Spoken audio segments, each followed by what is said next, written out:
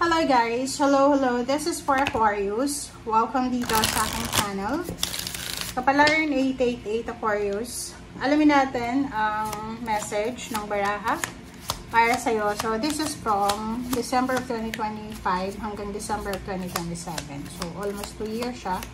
Tingnan natin. OMG. Aquarius.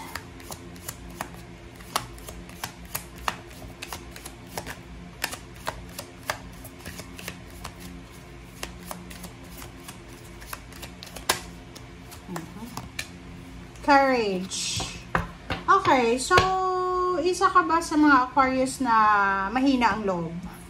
Isa ka ba sa mga Aquarius na palaging urong-sulong yung decision making? Kasi this years siya, dalawa, 26-27, year 2026-2027, sinasabi ng barahan na isa sa mga blessings or good luck and good fortune mo is yung courage, yung strength, yung bravery. Magiging sobrang courageous ka.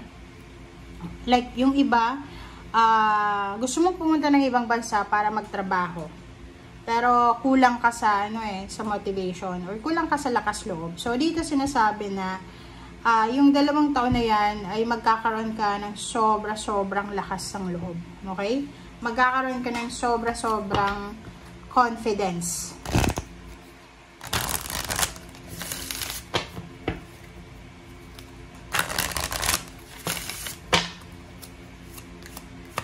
Kumbaga magagawa mo yung lahat ng mga kinakatakutan mo ngayon. So, kung ano yung kinakatakutan mo ngayon, sa 2 taon na yan, 2026-2027, ay magagawa mo na.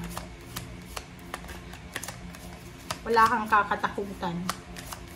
Parang ganun.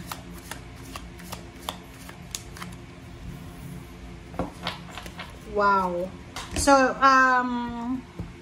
yung iba din sa inyo dito, yung halimbawa yung sobrang workaholic na Aquarius, sinasabi ng baraha sa'yo na 2026-2027, magkakaroon ka ng oras para sa sarili mo, makapagpahinga, me time, makapag-relax, makapagbakasyon, makapag-pamper, makapag-spend time ng with your family or with someone na gusto mo.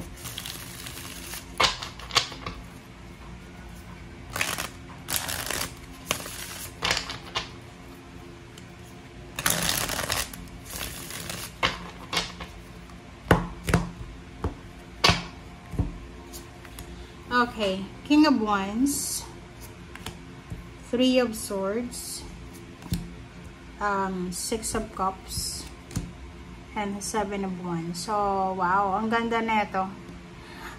Nakikita mo to, sinasabi ng baraha sa'yo dito na nakafocus ka, or sobra-sobrang, yung iba sa inyo, may time para makapagpahinga, pero yung iba naman sa inyo dito is nakafocus kayo sa trabaho.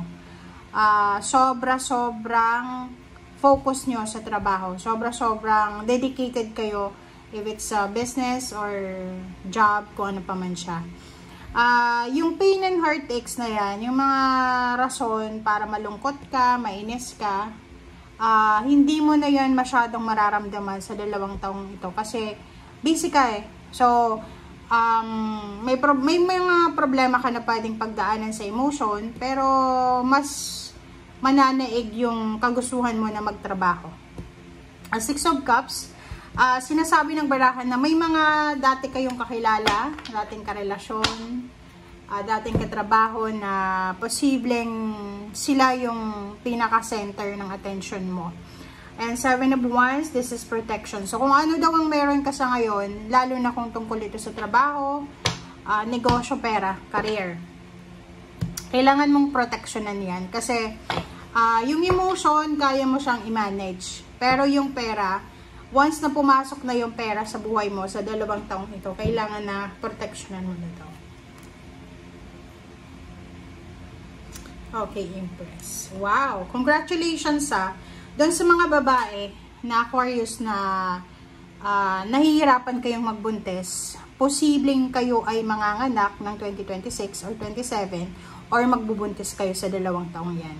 So, maraming selebrasyon, may kakasal, may magbubuntis, manganganak, baby shower, housewarming, may despedida party, plus may rainbow dyan new beginnings, new horizon, new start. So, may mga pagbabago na magaganap sa family mo. Pero, yun na nga, kalakip naman ng blessing. Siyempre, pag blessed tayo, magiging sobrang busy tayo. So, yun, magiging sobrang busy yung iba sa inyo dyan. Kaliwat kanan, yung mga obligations, yung duties and responsibilities. Especially kung yun na nga, nagtatrabaho ka, tapos may baby ka, parang ganun. So, ihanda mo yung sarili mo. New source of income, pwedeng may business opening.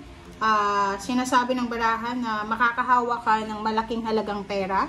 Hindi ka mamumroblema sa usaping salapi. So, kung ano man tong sisimulan mo, especially ngayong 2026 or 2027, sinasabi ng barahan na yan ay yan yung magiging dahilan para maging King of Pentacles ka. Pag sinabing King of Pentacles, financially stable, secured, and wala kang paproblemahin sa pera.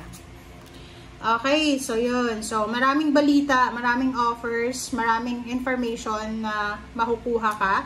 And this one is from the Hang offers. Halimbawa, yung hinihintay mong trabaho 3 years ago, ay posibleng makatanggap ka ng email ngayon na tinatanggap ka na. Parang gano'n. Yung mga delayed na messages, delayed confirmation, ay posibleng matanggap mo.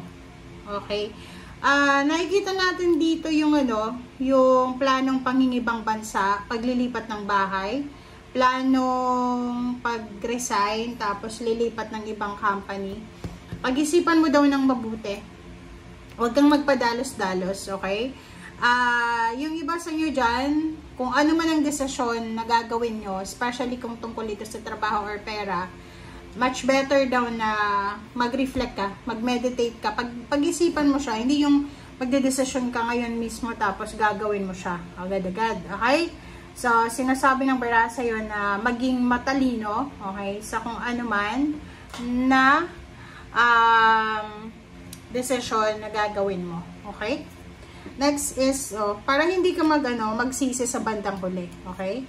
And makinig ka sa sinasabi ng iyong intuition, lalo na 2027, makinig tayo sa sinasabi ng ating intuition, and maging careful din tayo sa mga information kasi at that time, sobrang magiging madami na yung mga fake news or mga fake information. So, maging matalino ka daw. Okay? And yun, courage. You need to be strong and courageous para magawa mo yung mga bagay-bagay na ngayon ay kinakatakutan mo or hindi mo pa kaya. Okay? Thank you guys for watching.